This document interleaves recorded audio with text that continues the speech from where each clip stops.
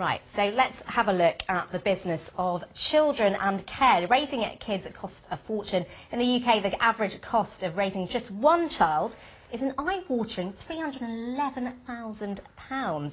So where does all that money go? Well, as any parent will tell you, I'm not a parent, but nappies, wipes and other pet products can feel like a never-ending but necessary cost. In fact, the global baby toiletries market is expected to be worth a staggering $87.3 billion by 2022. Yes, I am a parent and I'm almost speechless. It's costing me a heck of a lot of money. One company that wants a small slice of this massive market is Child's Farm. They make toiletries specifically for children with ingredients that are more than 98% naturally derived. Its products are now stocked by the likes of Boots, Superdrug and sold all over the world. Last year the firm reported revenues of $16.3 million. Well, we have got the company's founder with us, Joanna Jensen, who is with us in the studio to talk us through how this all began. Good to have you with us, Joanna. Well, thank you for having me. She's come armed with products, which we've just mentioned you can see in some of the big retailers here in the UK. You just started this in 2014.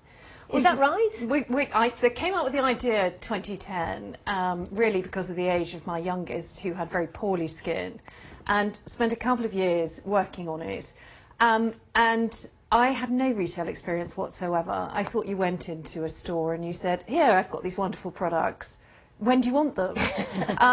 It took a wee bit longer than I thought, and it culminated with a listing in both Boots and Waitrose in 2014, and since then it's skyrocketed. So you didn't start it, sorry, in 2014, I got that wrong. It was actually in the shops then? In the shops in 2014. So 4 years later, how is it going? Phenomenally well. We just had a quick capture of some data last week, and we are now selling 150,000 bottles a week. And it's driven by our hero product, which is our baby moisturiser. One of these sells every 14 seconds in the UK, which is astounding.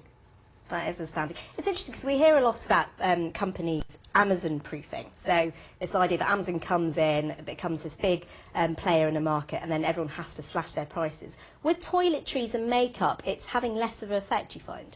I think it's quality, and I think it's a bit like the whole food revolution.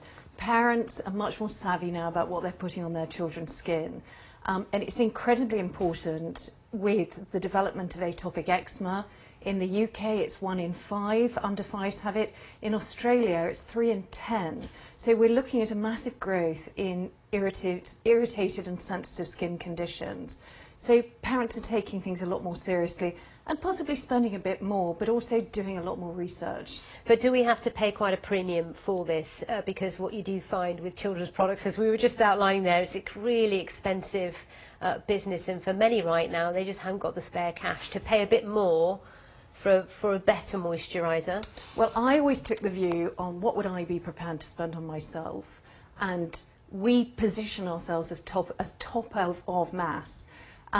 We have done an awful lot of research. We do clinical safety assessments on all of our products, and we do user trials on newborn babies and on children with medically diagnosed eczema. So we take comfort that these are fit for purpose, so fit for children's skin, and we can give that reassurance over to parents. Now, a lot of adults actually use these products because they find they're great for their skin, etc. But I'd never seen your products anywhere, partly because my children are that much older now, and all of this is in the baby aisle. So does that hold you back, do you think? Well, I think yes and no. I think a lot of people, adults with sensitive skin, will automatically go to the baby aisle to look for their products. But our retailers have now understood that dual listing is really important, and that we need to be both in the children's aisle, which is inevitably near adult, and in the baby aisle to make it much more available for users. And partly the problem with eczema and psoriasis is that it doesn't really get diagnosed all the time unless it's quite severe, but later on in life. Well, absolutely. And it's all about managing our skin. And what we're trying to do at Child's Farm is to encourage people to think about their skin. It is the biggest, largest organ on your body. Let's really look after it and teach children from a very early age some life habits about maintaining their skin. And it hopefully prevents later psoriasis, eczema, because it's all about moisturisation. And if there's anything I could say to any parent out there or any adult, Moisturise, moisturise, moisturise. It's the best thing you can do for your skin. Okay, Joanna If you Jensen. can get them to stay still. There is that challenge. Goodness me. Thanks, It's Joanna. getting the sun cream on that drives me mad. Thank you, Joanna, for coming. Pleasure. It's been Absolute great to have pleasure. you on the programme.